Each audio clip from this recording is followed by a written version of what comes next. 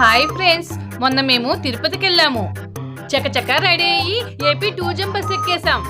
ఎందుకో తెలుసా, కేవలం 200 రూపాయలకే లోకల్ గా 6 క్షేత్రాలు చూపిస్తున్నారు. ఆ బస్ లో ఒక గైడ్ కూడా ఉన్నారు. ప్రతి క్షేత్రం దగ్గర దాని యొక్క ప్రాధాన్యత గురించి తెలుగు, హిందీ, తమిళ్లో చాలా చక్కగా వివరిస్తున్నారు. కేవలం 200కే 6 క్షేత్రాలను 5 గంటల్లో చూపిస్తున్నారంటే ఏపీ టూరిజం వాళ్ళు చాలా గ్రేట్ కదా. ఈ ప్యాకేజీలో తిరుచానూరు, ఒకులామాత ఆలయం, అగస్తేశ్వర స్వామి ఆలయం, శ్రీనివాస మంగాపురం, కపిల్ తీర్థం, గోవిందరాజ స్వామి టెంపుల్ ఉన్నాయి. ఇప్పుడు మీరు చూసేది ఒకులామాత ఆలయం. ఇది పురాతన కాలమైన టెంపుల్ అట, కానీ దీని 3 ఏళ్ల క్రితం రీకన్స్ట్రక్షన్ చేశారు. ఆ తిరుమలేసిన తల్లిగారైన ఒకులమాత ఇక్కడ కొండ మీద కొలువై ఉంటుంది. ఆమెను దర్శించుకోవటానికి సుమారు 100 మెట్లు మనం ఎక్కెళ్ళాలి. ఇక్కడ ప్రకృతి అందాలు చూడటానికి మా 2 కళ్ళు చాలేదనుకోండి, అంత అందంగా ఉంది ఈ ప్రాంతం అంతా. ఈ ఒకులమాత కొండ మీద నుంచి చూస్తే ఆ తిరుమలలో ఉన్న 7 కొండలు కూడా మనకు కనిపిస్తాయి. అంటే చూసారు ఎంత బాగుందో. తల్లికి బిడ్డ ఎప్పుడు కళ్ళ ముందే కనిపిస్తూ ఉంటాడనమాట. మహానైవేద్య టైం కావడంతో కొంతసేపు దర్శనాలు ఆపేసేశారు. కొండ మీద నుంచి కిందకు చూస్తే లొకేషన్ చాలా బాగుంది.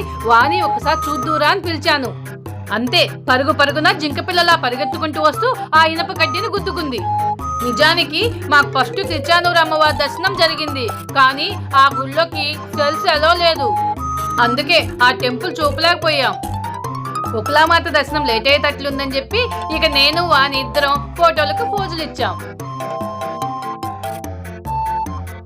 మాత దర్శనం అయిన వెంటనే మధ్యాహ్నం సమయం కావడంతో అక్కడ ప్రసాదాలు దండిగా పెట్టారు. బాగా తినేసాం.